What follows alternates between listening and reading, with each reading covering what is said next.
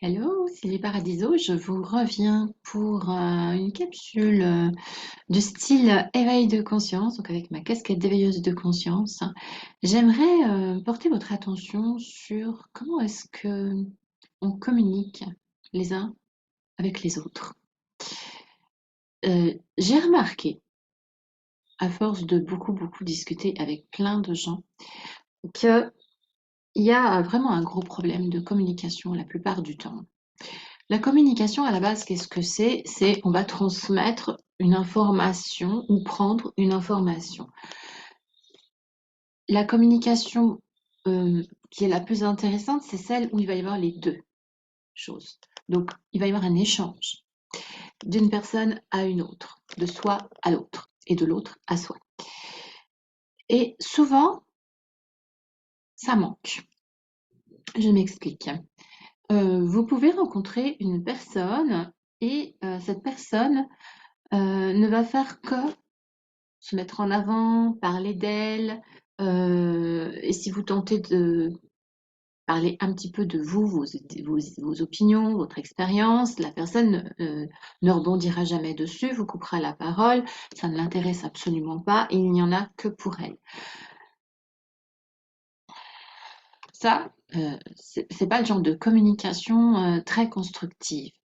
Et pour la personne qui se contente d'écouter, au bout d'un moment, pas forcément la première fois, la deuxième fois, mais ça dépend de votre patience, hein, au bout d'un moment, ça va quand même être pénible. Parce que bien communiquer, c'est pouvoir échanger quelque chose. Mais si l'autre ne vous écoute pas, vous ne pouvez pas échanger. Vous avez aussi la personne euh, que vous avez en face de vous qui va vous écouter.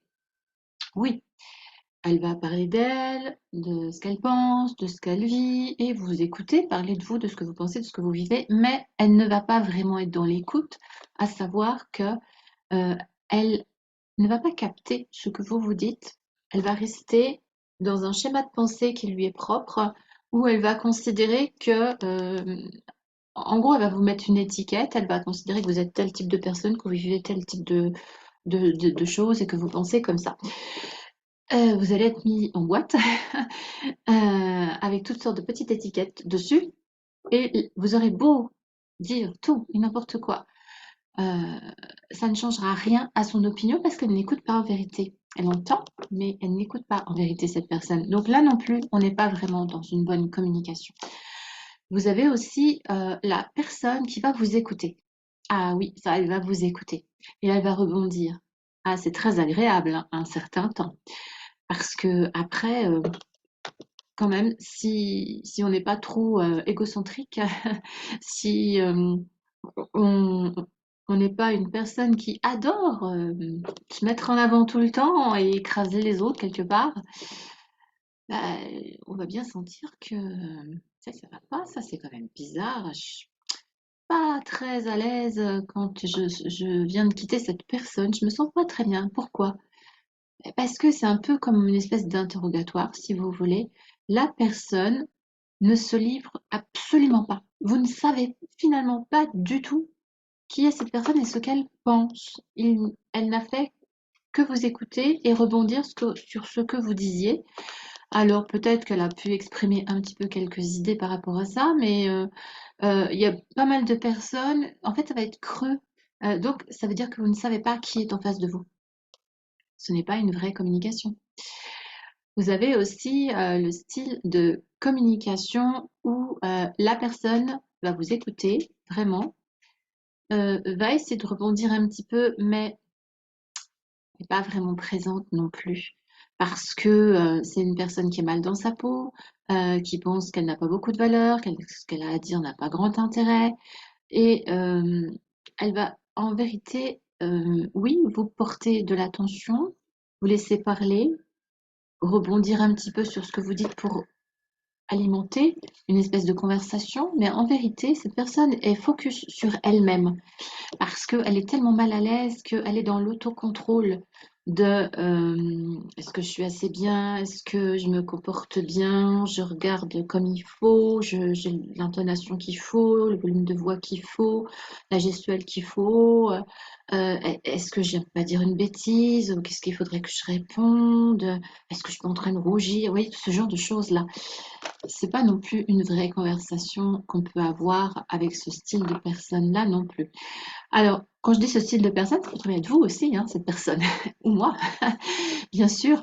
Euh, on est multifacette, on a tous notre personnalité, on a tous nos défauts, nul n'est parfait, y compris dans la conversation, dans la communication. Donc, euh, se demander quel type de personne on est. Euh, je voudrais finir avec un style de personne aussi qui vient vous parler avec une intention. Elle a son intention, elle reste focus dessus, elle n'en démord pas. Là non plus, euh, si on essaye d'être dans une conversation, bien évidemment, c'est pas ouais, je vais chez le garagiste avec l'intention de faire réparer ma voiture et je vais pas parler ni de la pluie ni du beau temps ni comment vont les enfants, etc. Bien sûr, mais non, quand on rencontre quelqu'un pour discuter, mais qu'on est focus sur une chose,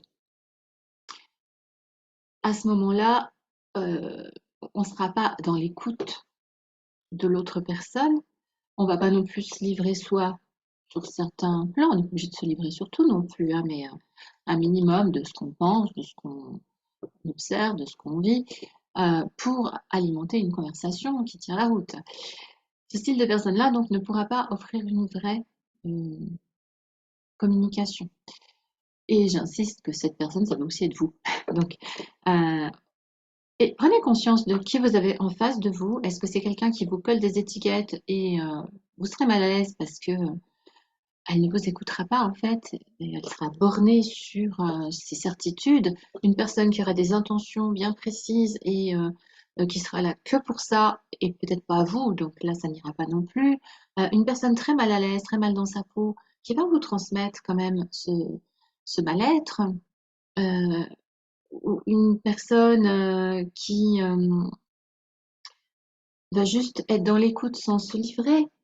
Ou enfin, eh ben, parfait, vous avez en face de vous une personne qui joue bien euh, ce jeu de rôle de je te donne la parole, je te prête une oreille attentive, je rebondis sur ce que tu dis, et puis inversement, tu me prêtes de l'attention, tu m'écoutes, etc.